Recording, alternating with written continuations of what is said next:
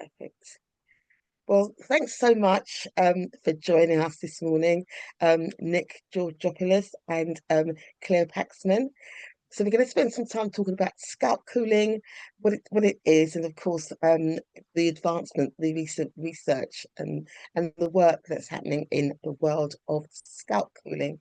So Claire, if I can start with you, could you just please tell the listeners a bit about your work and how you became involved in scalp cooling? Of course I can. It's my favourite subject and topic to talk about, and thank you so much for having both Nick and I, Lorna. So yeah, scalp cooling and the reason why I'm involved. I'm from Paxman. We are the global leaders in scalp cooling. And it's no coincidence that my surname is the same name as the business, as I am one of the family members of the founders. And we got into this because of my beautiful late mum, Sue Paxman, who was diagnosed with breast cancer back in the early 90s. And she did actually use a rudimentary type of scalp cooling because it's been around for a very long time. Back in the 70s, people used to have tourniquets put on their heads, which have then evolved into ice packs and then into caps that were stored in freezers. And all with the incentive of trying to induce vasoconstriction to protect the hair follicles from the adjuvant effects of the chemotherapy drug. So how we got into it is because mum did use a type of, as I say, rudimentary scalp cooling. Unfortunately, it didn't work. It was a different type that they were trialing at our local hospital here in Huddersfield. And as I say, sadly, it didn't work for her. And my mum's beautiful, naturally curly hair, which is just like mine, started to fall out. I was only 14 at the time. And I stood in the bathroom with orange-handed scissors from the kitchen and actually cut it all off for her, which is, and still is to this day, one of the worst things I've ever had to do.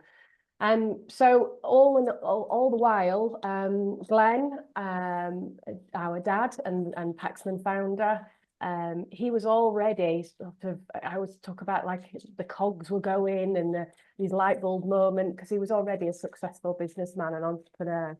But our background as a family, the Paxman family, is in refrigeration, Lorna, but not in the medtech sector, actually in the drinks dispense sector. So my grandfather, Eric Paxman, actually invented the first type of ice bank beer cooler right back in the 1950s. So we've been cooling liquids and cooling solutions for a very, very long time.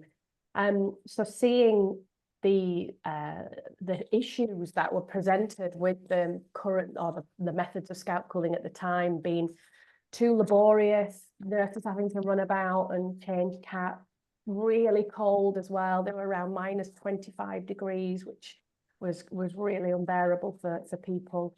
And you know, and if they weren't changed at the right time, they weren't very effective.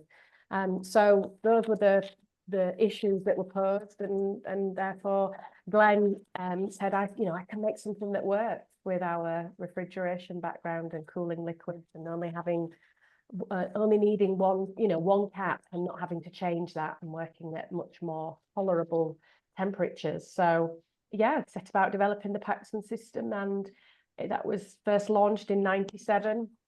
And I am super proud here now to sit in 2025 and say that we are the global leaders. We're distributing to over 65 countries worldwide.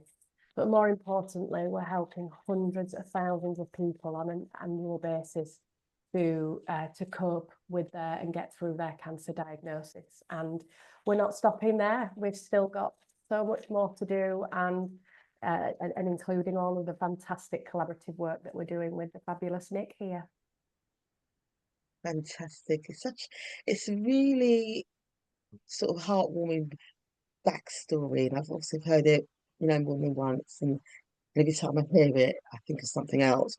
And of course, coming from a personal standpoint, with you having to go through the trauma of cutting hair with for your mum, going through her own diagnosis, it would have been difficult, and I can imagine to this day it continues. It's something that happened at the time, but it's so significant in your life and your family's life generally. But you've been able to turn all of that pain into what you're describing today, which has just been magnificent, for so many people. When I first heard about scalp cream, I remember talking to a friend of mine, and I was talking to her, and she said to me, "Oh, yes, I know all about it.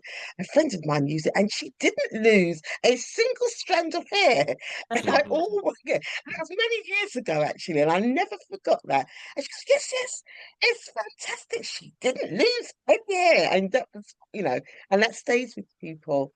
So we know it's magnificent. I talk about it as much as I can to anybody who will listen to me. Obviously, when I have opportunities to talk about hair loss and causes um, and ways you. of trying to reduce hair loss, it's absolutely certainly something that I always and many people still don't understand the concept, how it works. So today's going to be really interesting because we've got Nick, who's also joined us, who can take us through some of the real sort of scientific studies he himself has been doing. So, Nick, the same question really, please. If you just introduce yourself to the listeners and your involvement in scalp cleaning, please. Yeah, thank you for inviting me today. And as you said, it's nice listening to Claire, because whatever I tell you about what we do, it puts it all in perspective, and that's the reality, and that's what we work for. I'm Nick Georgopoulos. I'm an associate professor in cell biology. My background is, and that's what my boring me does, is understanding how cells do what they do in the body. I have a long-standing interest in cancer biology with the element of cancer therapy. And if I can be a little bit more geeky, what I try and understand is how cells die. And that's important because you want to kill tumor cells. And whilst you do that, you want to do that in a way that you cause as little side effect as possible. You want to kill these cells without harming normal tissues. At some point during my scientific career, I had the incredible privilege that the Paxman team got in touch with us. With our cell biology knowledge, I found out about the technology as yourself. I didn't know much at all. And we linked with the team over a decade ago now, so I've got a lot more grey hairs now. And the first question they asked us to help with was, we have a technology, and you could see, I must say, the passion of the team. I met Glenn, who Claire mentioned earlier, and I met Richard, her brother, who is now the CEO of the company. And the question was, can you help us provide some scientific demonstration that cooling can help and reduce this sort of side effect? And that's where the first experiments happened. It was striking. We used isolated human cells, we treated them with chemotherapy drugs, and we cooled them at the same time. And I was quite surprised how striking it was that it worked. And that's how the journey started. And since then, we've had an amazing collaboration. That's so amazing. So I didn't actually know that, what you just said. So you have been the brains behind, obviously we've got the practical working, and then you've got the research, the work that you did that that supported it. Obviously evidence base is always going to be important. Absolutely. Yeah, what it did for us is it gave us the credibility that we needed, in particular for us to allow us to grow and to give scalp cooling the credibility of that it does work. This is how we are protecting those hair follicles, and this is the optimum temperature as well. And yeah, and in particular for anybody that didn't have that belief in the treatment, then yeah, it was so clinical for us to have that, and it was groundbreaking, and it continues. All of the work that we continue to do together is groundbreaking. So yeah. And of course, as a scientist, you can do fascinating things in the lab, but you're now involved in a project where everything that you do can inform a medical technology, which within months, not years, not decades, within months, it can be improved to make a difference. I know it sounds, wow, is it really? But you have that privilege. You can provide biological evidence to support it, give people more trust and understanding, but also help improve it. So from a scientist point of view, you can't, it doesn't get better. I can yes. Yes, no, I can understand that. Brilliant. So can you tell our listeners who are listening for the first time or certainly hearing about scalp cooling for the first time, exactly what is scalp cooling and why does it matter for people who are having chemotherapy particularly? Yes. So shall I take this, Nick, from the device, and then a little bit of the importance, and then I'll then hand over to you for your amazing scientific biological research. So scalp cooling ultimately is a treatment that you have whilst you are going through chemotherapy to minimize hair loss, but also we can now clinically prove that it actually helps with regrowth as well. And so we see faster regrowth. So ultimately what they're wearing is a cold cap. So a cap that is connected to a small refrigerated device, which is pumping a special liquid coolant through that cap. It operates between -4 and -1. And what we're trying to achieve is those scalp temperatures of between 18 to 22 degrees, which we'll go into a little bit more. You need to wear it every time you are having chemotherapy. And ultimately, as I alluded to before, what we're trying to do is protect those hair follicles against the adjuvant effects of the chemotherapy. So you wear it for a period of time before your chemotherapy infusion, which generally is around 30 minutes. You continue to wear it whilst you are given all of the chemotherapy drugs. And then you continue to wear it for a period of time afterwards. This is the stage 3 post-infusion cooling. And this is to continue protecting those hair follicles whilst the chemotherapy is still most active in your system. So that generally is around 90 minutes. So it does extend your treatment time, but that in particular outweighs the benefits, in the fact that we are protecting the hair follicle. The reason you lose your hair is because a cancerous tumour is a rapidly dividing cell, much like many of your healthy cells in your body. But unfortunately, that chemotherapy cannot differentiate between that healthy cell and that nasty cancerous cell. So it targets them all. Now, your hair follicle is your second fastest dividing cell in the body. 90% of the time it's in its active growth phase, as you will well know, Lorna, the anagen phase. So therefore it targets them and it causes the cells to die, and therefore that's why you lose your hair. So there's a number of mechanisms that actually occur when we cool the scalp, and so I'm going to hand over to Nick now to explain those. Thank you. Yeah, and of course, as Claire said earlier, in principle, cooling the scalp as a way to reduce the risk of hair loss has been known for a while, and there have been different ways that people have tried to employ to achieve this, but they were more simplistic or primitive, should I say, in comparison to the medical technology that the Paxman team have developed, and that ensures a more consistent way to cool the scalp. And again, from a biology point of view, why does it work? Is because that's what the body does when you cool it. That's what happens to your limbs, part of the body, when they get cold. The blood vessels constrict, less blood flow goes to the different parts of the body.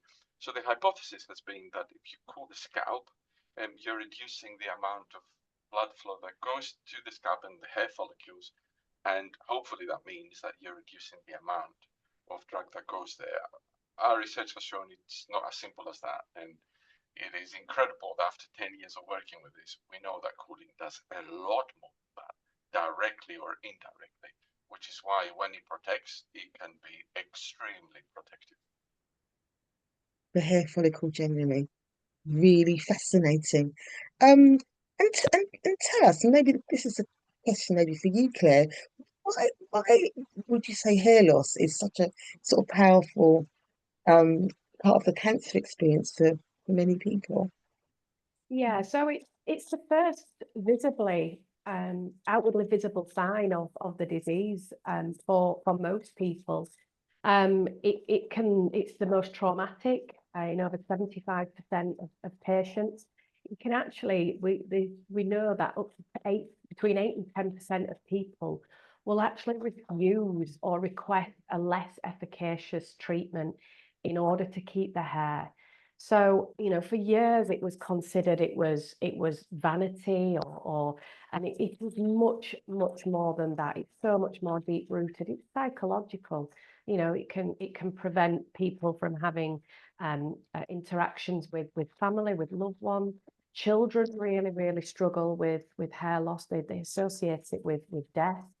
So the motivators and drivers as to why people want to keep their hair are so complex.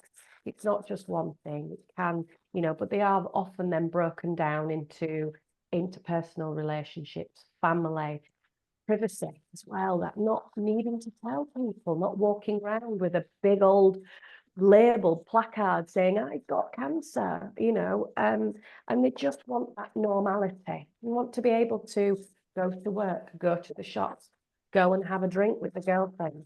And this isn't just about women. This is important. It's men. Men matter too, and it's in their top three most feared side effects. Because it alters so much when a person is going through. They have so much stripped away from them when you get a cancer diagnosis.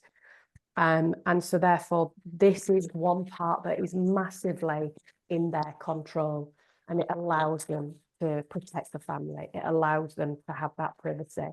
It allows them to have that normality as well. And these are really important things to factor in when somebody is going through a cancer treatment and a cancer diagnosis, to give them that empowerment, to be able to get through. And it's been shown that by somebody who is, tackling things better when they are going through treatment, it has a positive effect and outlook on that, on the actual treatment itself. Yes, I'm And sure. if I may also put a sort of a biological clinical sort of addition to this, and it's not anecdotal anymore. There is clear evidence that the mental state of a patient who is undergoing cancer therapy can actually affect its efficacy.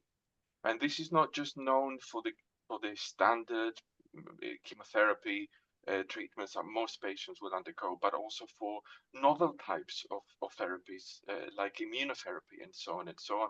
So apart from all the things that Claire described, and I will never answer that question because Claire could describe it better than I ever will, there is also the element of if the mental state and the well-being is improved, that is actually going to enhance the efficacy of the therapy and its outcome. This is not anecdotal. There is strong evidence to support that. So feeling better is not just purely a case of dealing with something which you try to think how traumatic it is for the patient, but also it can be helpful. So improving the mental state and the well-being overall can help the treatment itself. There is evidence for it.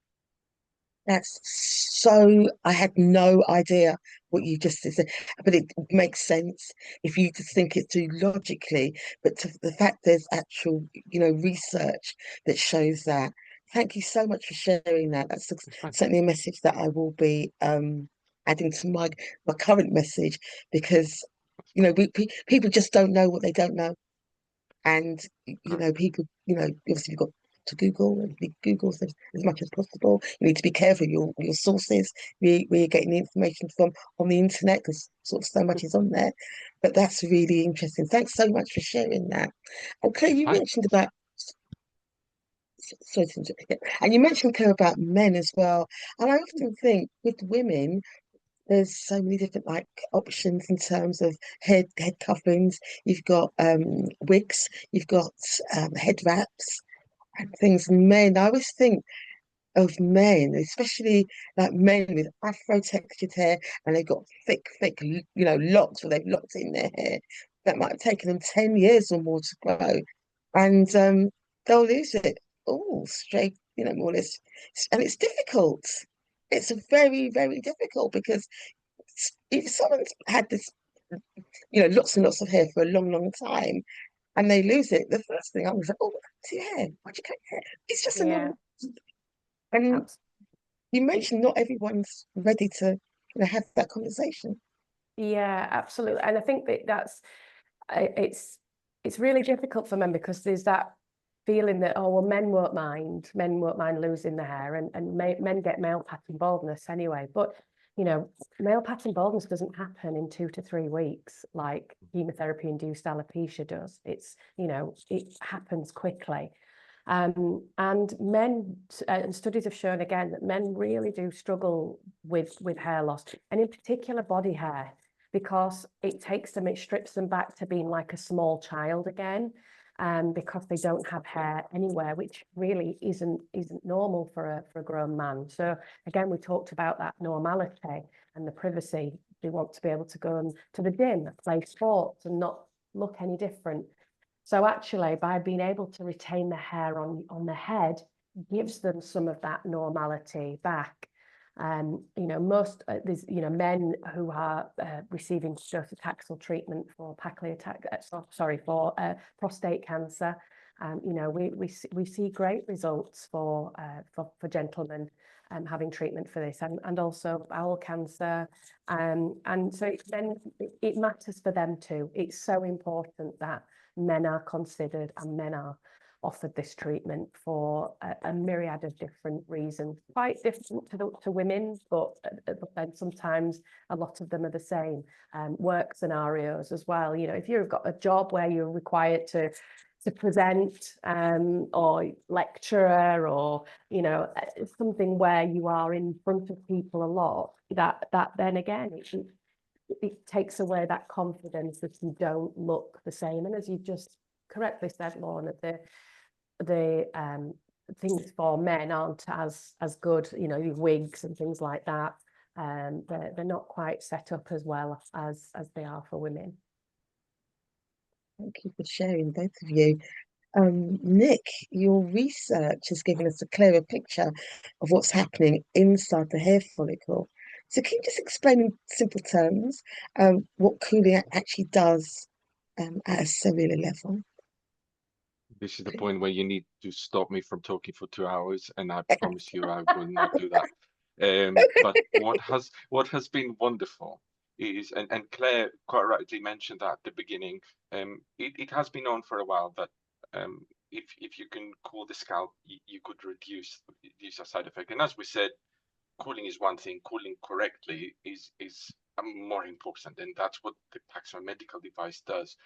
And for a while it has been suggested that, well, as long as you just cool, and it could be around this 22 degrees, then it's fine. And our research from the very, very beginning started to give us clues that it is not as simple as that. We've learned so much, and I'll try and share it today. So one fundamental thing we learned is that it is not just a case of, oh, it just causes vasoconstriction. It reduces the blood flow to the scalp, and that's how it works. That is only a very small part of the story.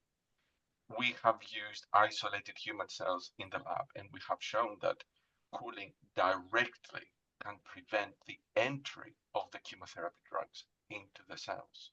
We can visualize that. We can see the drug within minutes entering the cells, and we know that if we do this treatment, but we cool at the same time, we can reduce several-fold the amount of drug that goes in to doses that the cell can now cope with, and they're not toxic anymore internally. So that's one thing, and we publish this. Also, another thing that happens is when you cool the cells, you are reducing their metabolism, you're reducing the speed at which they divide. And of course, as Claire said, the reason why chemotherapy drugs are good is they often target very rapidly dividing cells. We can observe these cells, and we know that just by cooling them for these couple of hours, you're really slowing them down. As a result of slowing down the metabolism and the rate of division, that makes them less susceptible to the toxicity of chemotherapy drugs. And we've also found that one of the main things that chemotherapy does is to induce production of highly reactive molecules, which are known as reactive oxygen species, and these can be extremely damaging. Reactive oxygen species can damage the genetic material. They can enter the nucleus, where the DNA is located. They can damage it. They can also damage proteins all around the cell. They can damage cell membranes. So if chemotherapy is used at doses that can induce these highly reactive molecules, it will really induce cell death in these cells. And we found that if you cool adequately, you can prevent that. So you can't do that in a year or 2 years. This is years of understanding and observing what cooling does. And what I can categorically tell you is that if you cool adequately, cooling does all of these things at the same time. That's the best evidence I can give you of why when cooling works, or it works.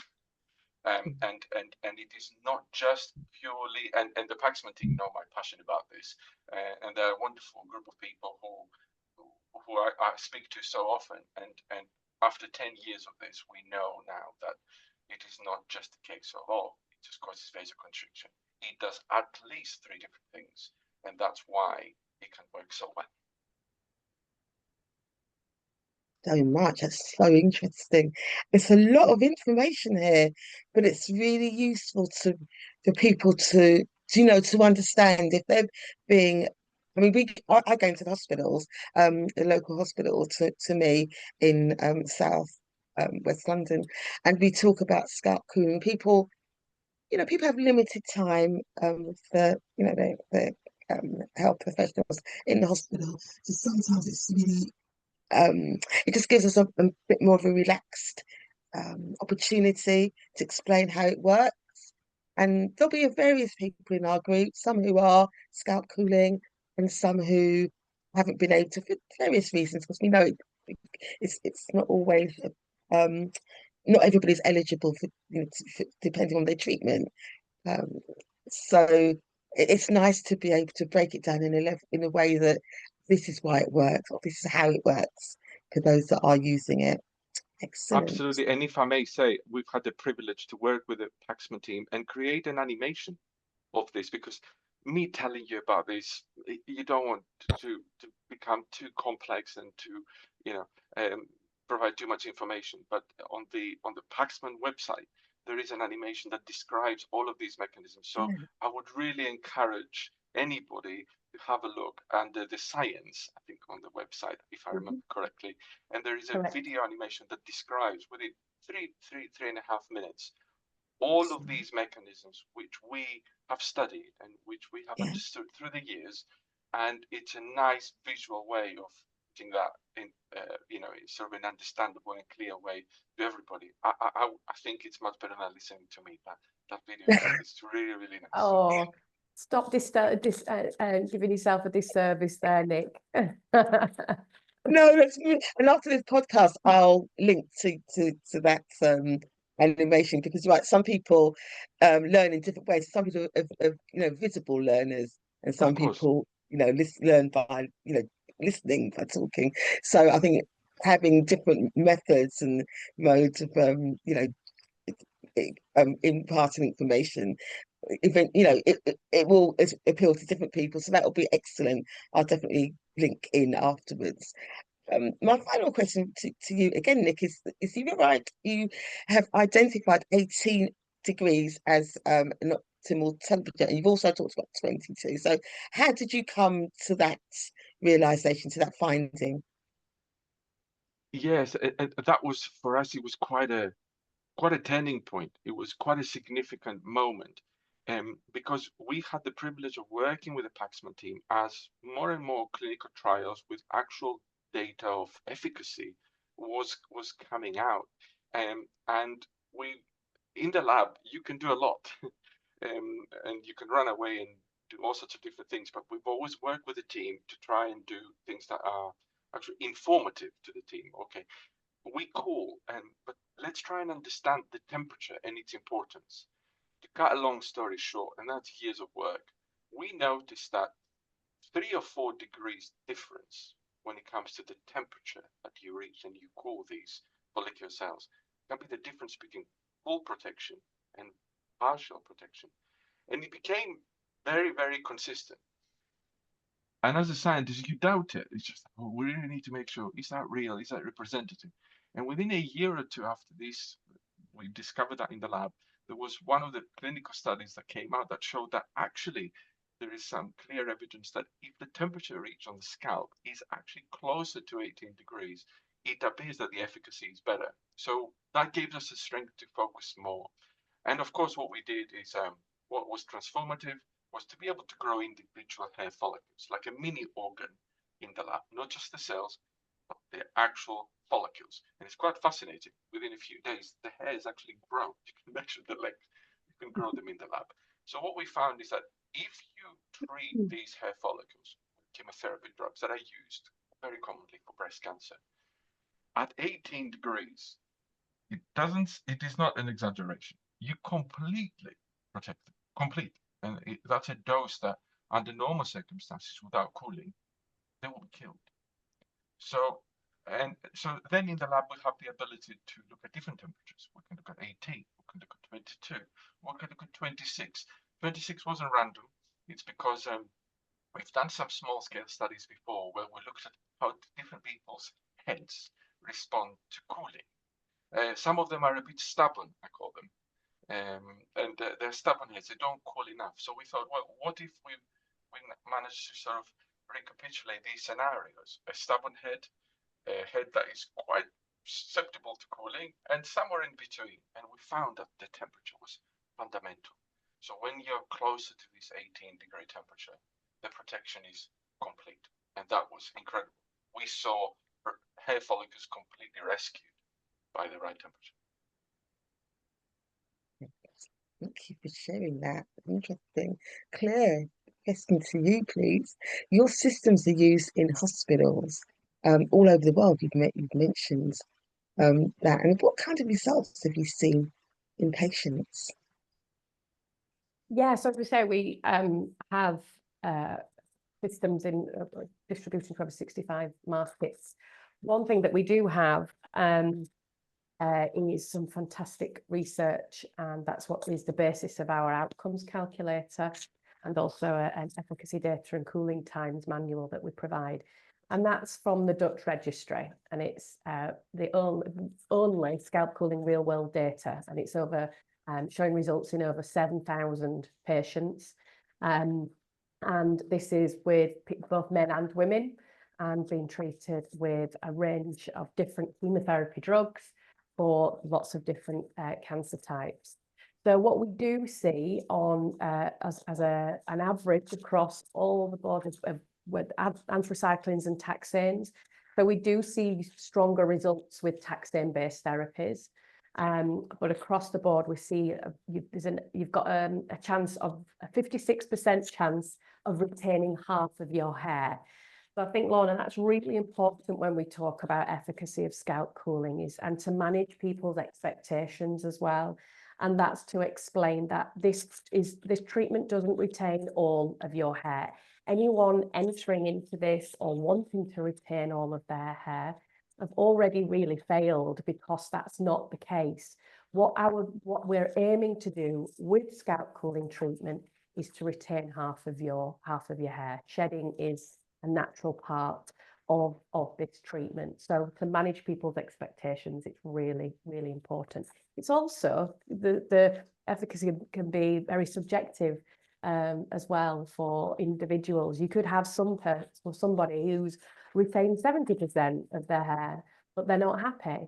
You could then have somebody who's retained 30% of their hair and they're absolutely over the moon because they still have some hair. So it can be subjective. But if we look at our clinical data, so for anthracyclines, we see between 70 to 80% success with taxanes.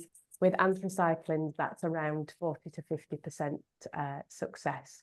And so, yes, we want to improve that. And again, that's where we're continuing with the research with Nick, and because, you know, some people we can't get that temperature.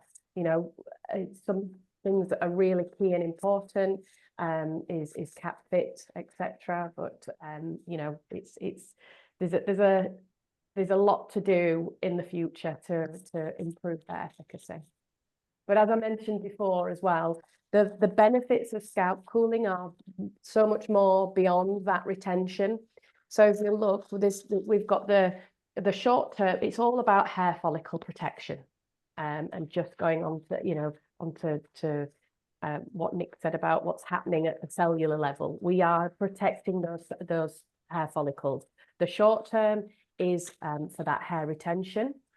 The medium term is that regrowth. So I alluded to earlier that we can now clinically prove that if you scalp cool, even with significant hair loss, that you are still protecting the hair follicle, so that we see hair growth back between 6 and 12 weeks much, much faster.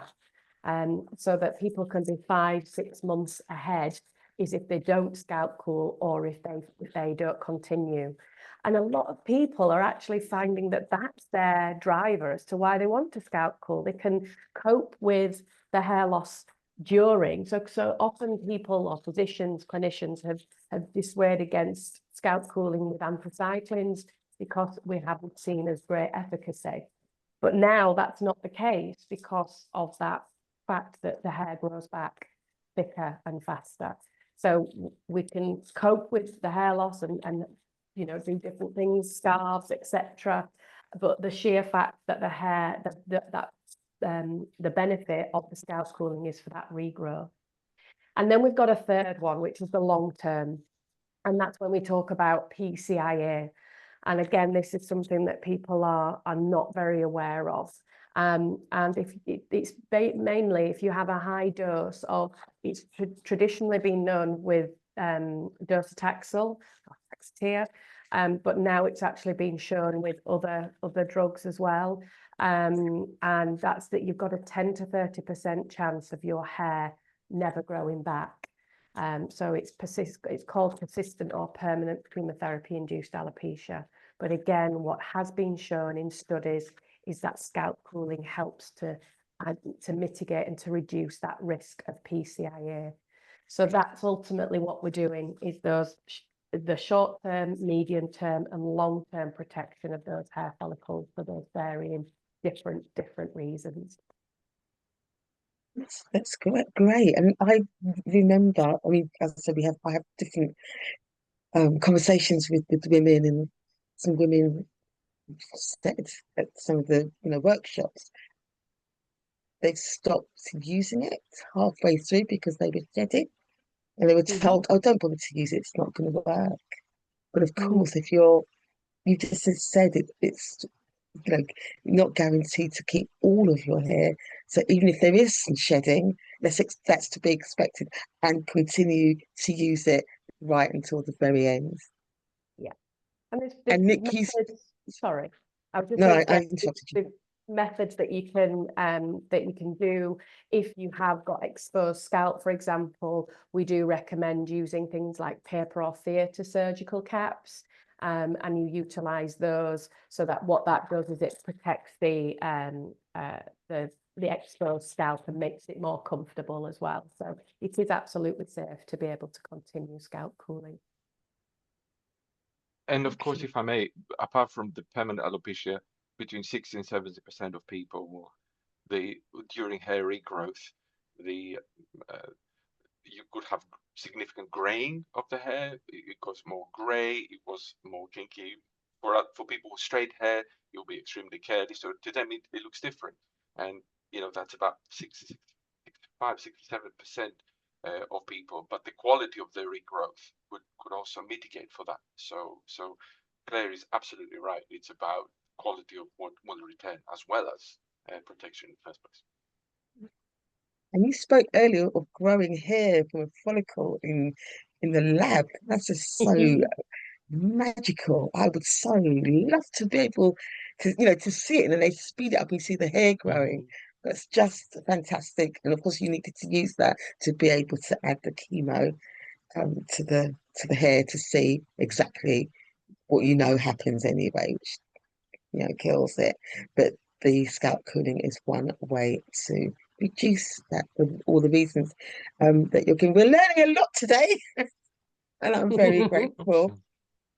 Um, so, Nick, what was your key? We're going to come into your research in a second. But where we are today, what would um, given the practical factors, how in the way they interact with biology, what would be the key message for patients or clinicians to understand about, ensuring maximizing success?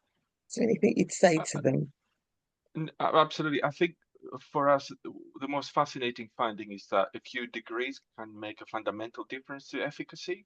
So Mm, along those lines, I think that has linked well with the Paxman team to understand how this biological observation can help efficacy clinically. So the Paxman device ensures a consistent cooling process for the patient, and that's important. And of course, if you think that the cooler the better, or you get a few degrees can make a difference, that relates to the cap fit. So the Paxman team are obviously always very close to the clinical teams to ensure that the fit as the cap is fitted. That's fundamental. That's very, very important, because the better the contact the cap makes, the higher the chance that the hair follicles will be cooled to the appropriate temperature. And of course, the Paxman team is doing a lot of work in creating individualized cap, better fit, better shaped caps, and so on and so on. So from that point of view, a small difference in temperature can be transformative, in which case better cap fit, whether it is when it's applied, when it is fitted on the patient's head, that's important. And of course, we know, again, when you think of the temperature, it's consistency. Consistency matters. So, and we have clinical observations that really clearly demonstrate that when you're seeing centers where the Paxman team has consistently informed the nurses and all the clinical teams in the hospital of ensuring that this is done properly, the actual results in scalp cooling efficacy are better. So consistency is key, and personalization, of course, which is something that the Paxman team is working very hard on. Excellent. So your latest research, Nick, combines cooling with antioxidants. Can you explain in everyday language, you know, what are antioxidants and how that makes scalp cooling more effective?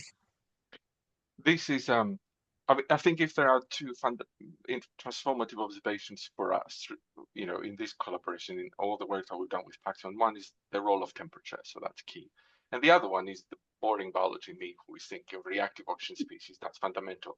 If you take a step back, I think most of us have heard of the word antioxidant. People use them as supplements for whatever, for different reasons. Some of these antioxidants sometimes are added to topical products for skin, or people take antioxidants because for health reasons. And it all comes back to these reactive oxygen species, these highly destructive oxygen molecules that cause this damage into the cells and ultimately kill them. So we know that chemotherapy drugs, as they enter the hair follicle cells, increase these reactive oxygen species. So for us, it became very, very obvious that that's what drives this damage. That's what drives this toxicity. So in the lab, in a controlled way, by growing individual human cells or the hair follicles, we noticed that when you can cool, and you can cool effectively, you significantly reduce this explosive production of these reactive oxygen species. And in simple terms, efficient cooling, optimal cooling, prevented these reactive oxygen species from being produced. When cooling wasn't optimal, we would see that suboptimal cooling was not as good as at reducing the production of these destructive molecules. And that's where, as a biologist, you think, can we then do a little trick here? Can we provide an additional layer of protection, an additional way to say, well, if optimal cooling works, no reactive oxygen species, suboptimal doesn't, and there is still plenty of it.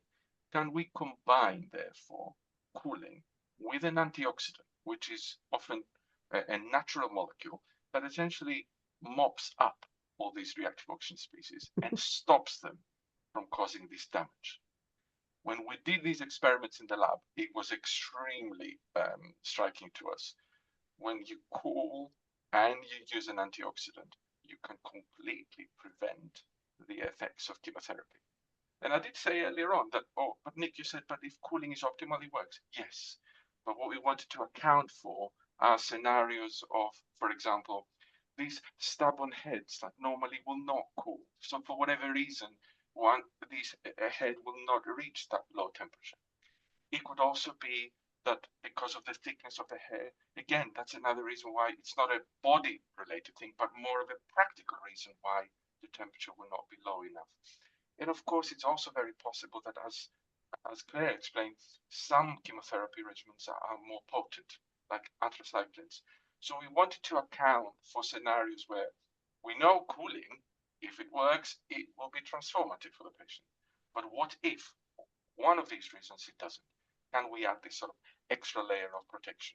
So we therefore combined cooling with antioxidant in order to neutralize these reactive oxygen species, and the results in the lab were impressive. We just literally published our observations. So this is not anecdotal stuff that this crazy person is telling you. We have all the evidence that you can see, and it is extremely impressive, which gives us so much enthusiasm that if this is applied in a clinical setting, hopefully very, very soon, it could transform the efficacy of scalp cooling. So that's what we are working full time on now. So I hope that makes sense, my explanation. That's really groundbreaking, isn't it? So all your years of work, and then you come up with another layer of just making doubly sure that people get great outcomes using the service. Well done, fantastic. Thank you, Nick and Claire. So with this research and this sort of kind of new discovery, how, in the real world, how would sort of these what plans I guess has Paxman got to incorporate this new research into your work?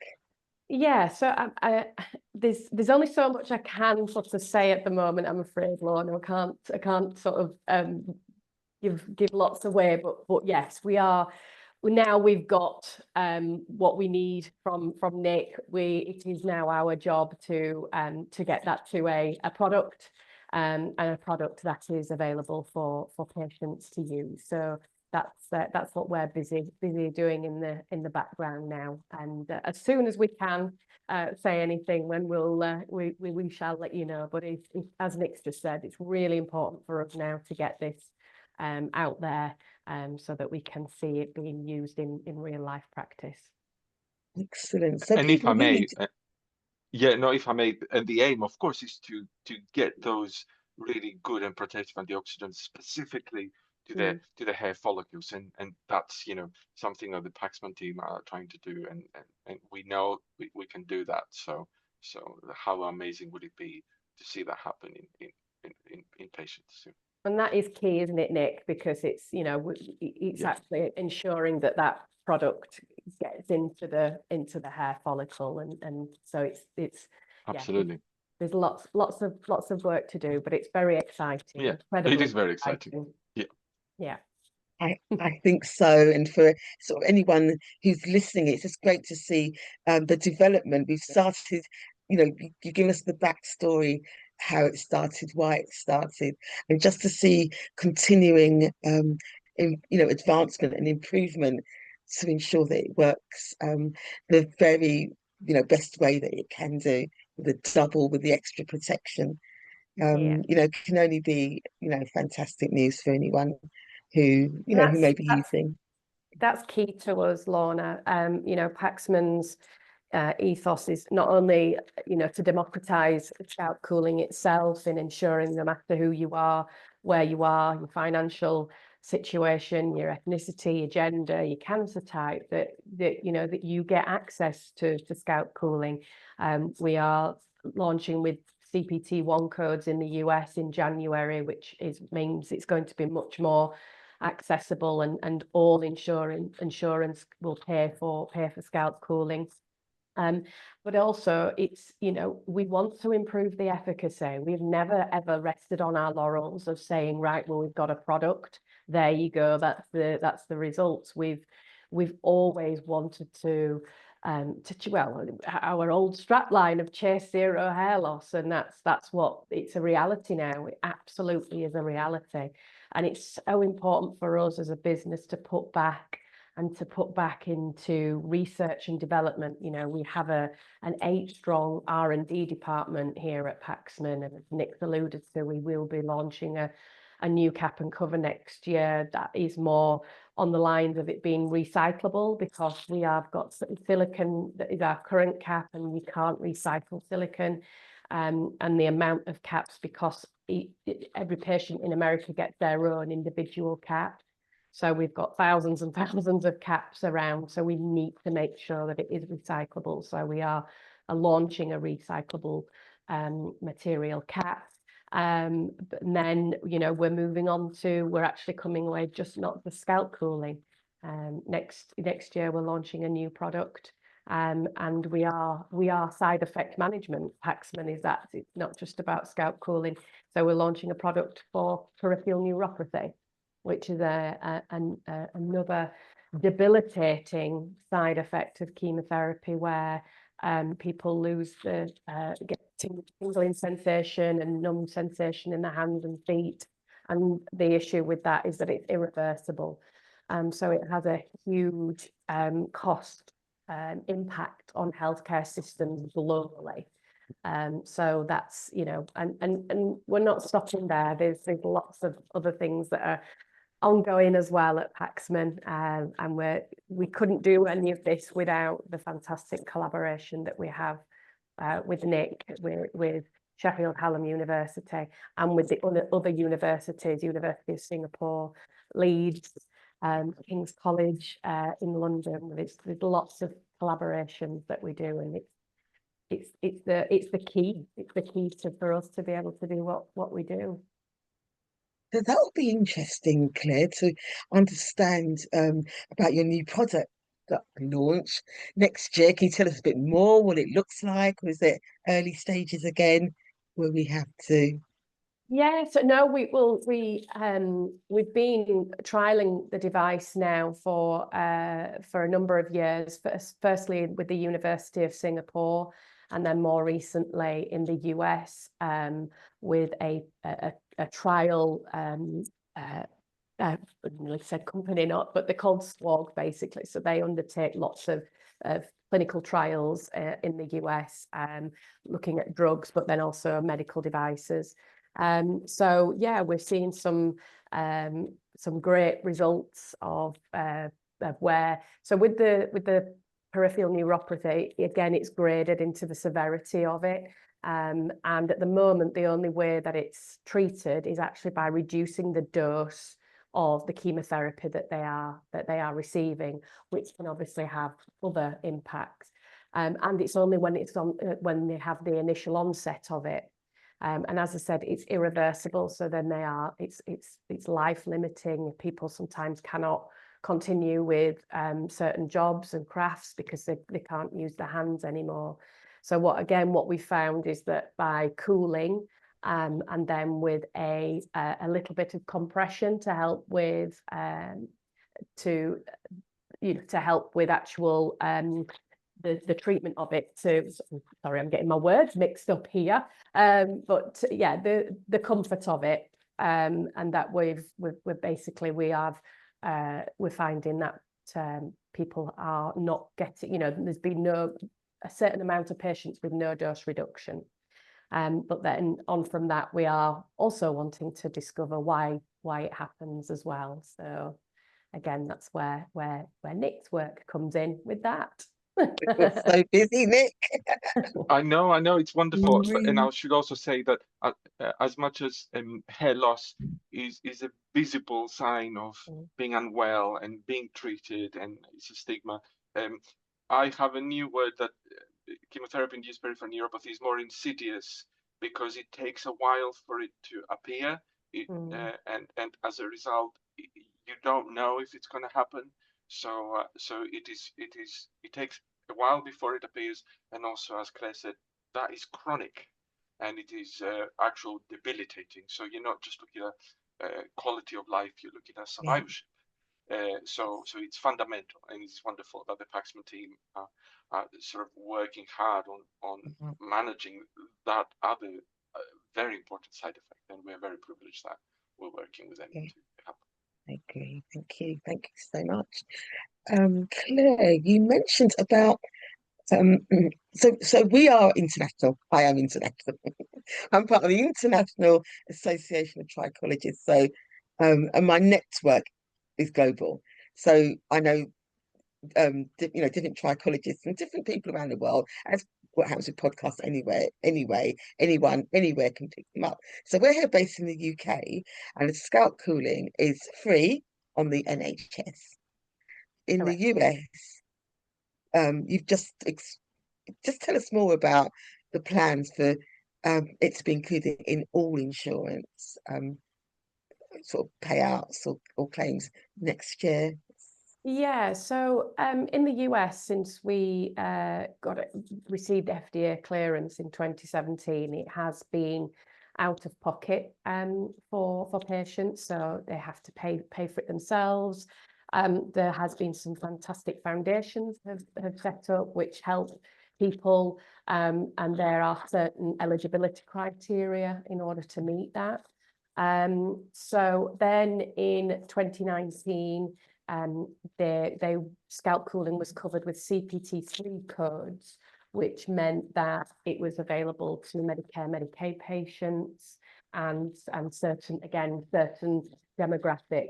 We then did start to see a little trickle of some of the big payers covering this, but still not everybody. And so that was the goal, is for it to receive a permanent coding CPT1 code.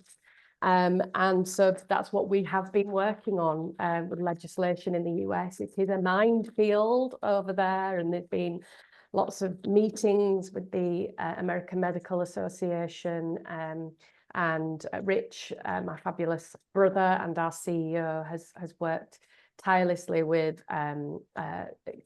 with some people who helped us with this, and also with other scalp cooling companies. Actually, one being Dignitana, who now is owned by Paxman. We actually,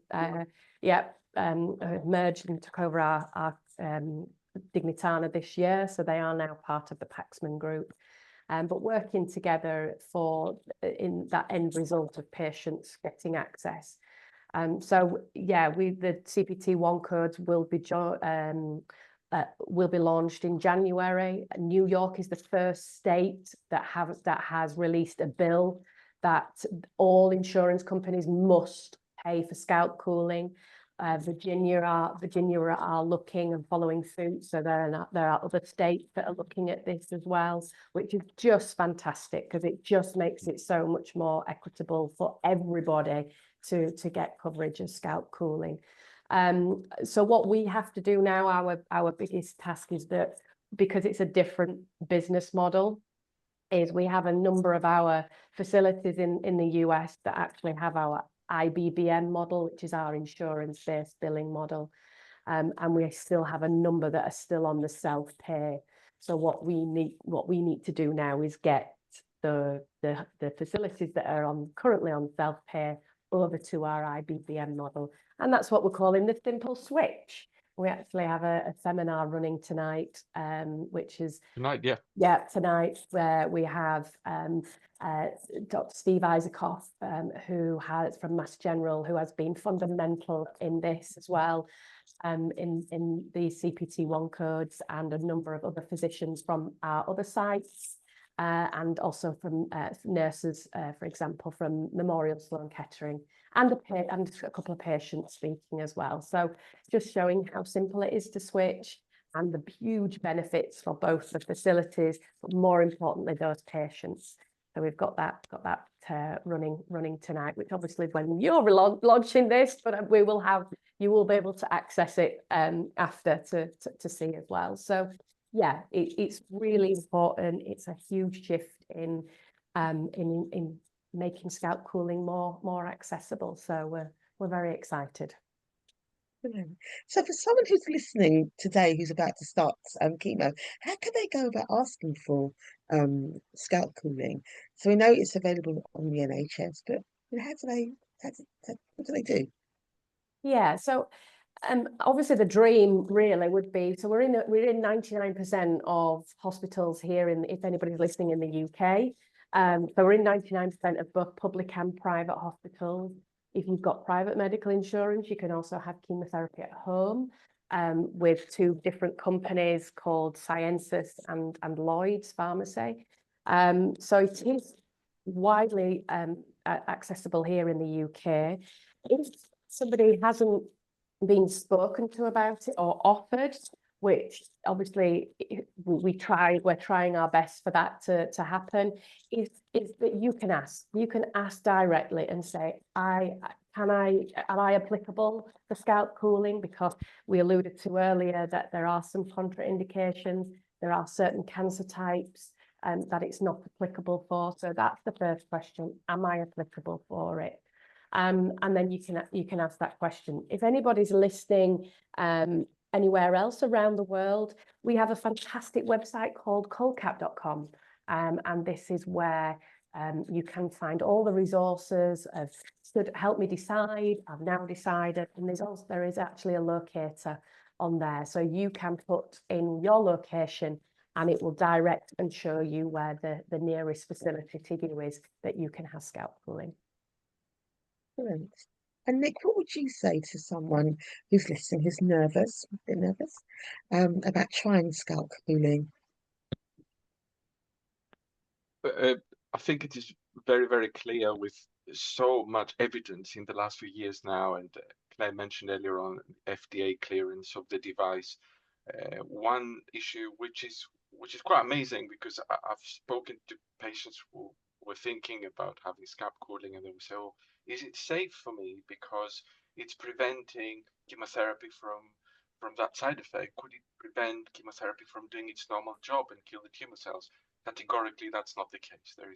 It's very, very clear that using the scalp cooling device during the treatment will not provide any risk, will not endanger the efficacy of the chemotherapy. So it is safe. Of course, this is a tough journey for somebody, and they have all these things to think about.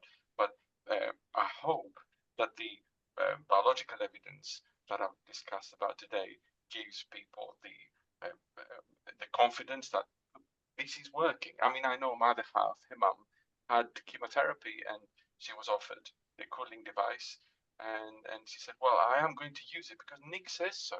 and she did,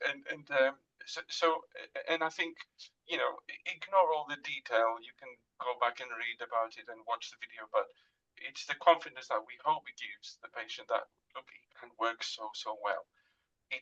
Claire was very, very honest, and the Paxman team is. It might not work as well for everybody, but let's not forget that for certain types of chemotherapy, it is nearly 90% effective. Maybe not for others. And of course, that all relates to prevention. What about regrowth? What about recovery? What about prevention of permanent alopecia, which, based on the clinical study, is not reduced, it's prevented.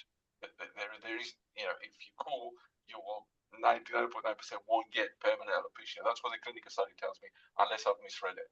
So have the confidence. It is safe. There is no evidence to suggest it isn't. and cooling the scalp, for example, people might worry, oh, does it change the temperature in the rest of my body? Not at all, not significant at all. It can, there is no evidence to suggest it will affect the treatment. So safe, and it could be extremely one of those patients who could benefit so much. For some chemotherapy regimens, I find it unethical not to offer it to a patient. That's how good it can be. That's how I see it. So it must be, and feel safe. You find it unethical not to. So, what would your advice be today to people like myself, trichologists, maybe hairdressers in the hair salon that are, have patients who are now undergoing, or newly diagnosed, and nurses in the clinical setting? What advice? What do you think we need to do to be able to um, get the word out there? Podcasts are great. See what we've been doing today. What more do we need to do, you think? Because not everyone has heard that. Sure. I mean, if that's to me, I mean, what's interesting is I've recently thought about this, and you think one interaction of a patient is with the oncology nurse in the hospital, and that's sort of an interaction where it's the direct contact in the clinical setting. The oncology nurse can ensure that, hopefully, based on this evidence, temperature matters. So a good cap fitting is important, it's fundamental, and that's a good way to support the patient in maximizing the possibility of maintaining their hair, having good regrowth. Now, here you can correct me, Lorna, but I believe that trichologist or a sort of a hair professional can have conversations with a patient in a more in a different environment, not in the hospital, and again, that will be an opportunity to sort of help people feel more comfortable, understand what scalp cooling is, how it works, why it can be so beneficial. So you have psychologists, you have oncology nurses working together. So, and I think as scalp cooling is becoming more and more accessible, we really need to be thinking about this more holistically. Each party can play such an important role here. So yeah, absolutely. I think it's an opportunity to inform Perfect. patients and encourage them. Yes, thanks so much for that, Nick. I get women calling me, and it's mostly women. I'm doing some work with men at the moment. I'm really pleased because I've got this slogan in my head: "Men don't talk," but as Claire has said, men Oh, suffer yeah. silently sometimes, don't they? But I'm Mm. told men do talk, and we're doing some work with um, with men with prostate cancer. So in a barbershop setting where I understand they do talk. So I try to get the message out in different ways, and you've shared some really interesting information today, Claire, about scalp cooling in men who have who are undergoing or have received treatment for prostate cancer. So so that's what I do. I do lots of awareness events and things. And women, as I said, mostly call me, not men, to talk about hair loss before they have their treatment. So they had a diagnosis, they're about to start chemo, and they want to know how to prepare for hair loss, impending hair loss, or how to prevent hair loss, how to prepare their hair for scalp cooling. So I'll continue to do more work around that. Obviously incorporate some of the things that we've heard today, to ensure that messages continue to be shared. And I had a lady tell me once that her hairdresser started to avoid her, um, because she kept changing appointments, and it was because she didn't have the confidence. She didn't know what to say to her, and sometimes people, as we know, um, which I think men call it, brave the shave, where they just shave off all the hair, and what Claire explained very early on, many years ago. And some people don't know there are options. So instead of going to and it's traumatic, because if you think you've been doing somebody's hair for many years, you're an artist, aren't you, really? Because you do different designs and different cuts, and you're an artist. And then it's as though someone comes and says, well, shave it all off. It's like you're ruining my art. So although the person who has been diagnosed with cancer will have their own emotions attached to losing the hair, I don't forget the hairdresser who's having to do that because they're absorbing that pain as well. So I do as much as I can just to raise awareness with hairdressers, how you prepare, how you talk, especially when the hair. I mean, I work with another company where they look after the hair when it's returning, but we're talking about at the moment prevention rather than what happens at the other end when chemo curls start coming back and things like that. So that's why I think what you're both doing is just so important, and it impacts so many people in different ways. You said you had hundreds of, thousands of people that are going through, that have gone through the process, and of course, there'll be many more at some point. So I always think it's really helpful to have information before, because sometimes to receive a cancer diagnosis when you've got so many other things that are going on, and leaflets and things like that, I think us as hair professionals at least can do our part in just telling people there's hope out there for their hair, if it comes to that. So I'm going to finish off now, and I'm going to ask you both to say, what do you hope for the future of scalp cooling and sort of patient support? And if I can start off with you, Claire, and then Nick, if you wouldn't mind following up. Just hope to give people. Yes, I mean, I sound like doing ourselves out of a job, but it would be great in the future if nobody lost their hair due to cancer treatment.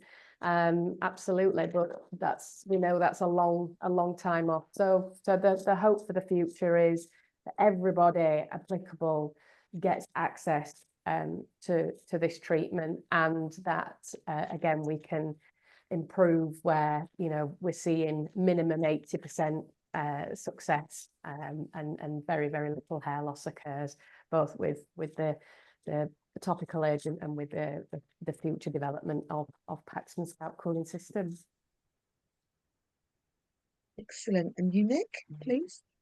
Yeah, and I guess as a scientist, you try and stay humble in terms of what you have done and what you can offer. But you have to take a step back and think, well, we'll know more about scalp cooling biology than we ever did before. And that has allowed us to not only understand better how it works when it does, and then offer that strong message to people to encourage them to use it, but also find ways to improve it. And we're in this wonderful position of being able to use this combination of cooling and antioxidant to make it even better. That would be absolutely amazing. So yeah, that alone is incredible as you move into the future, and very motivating.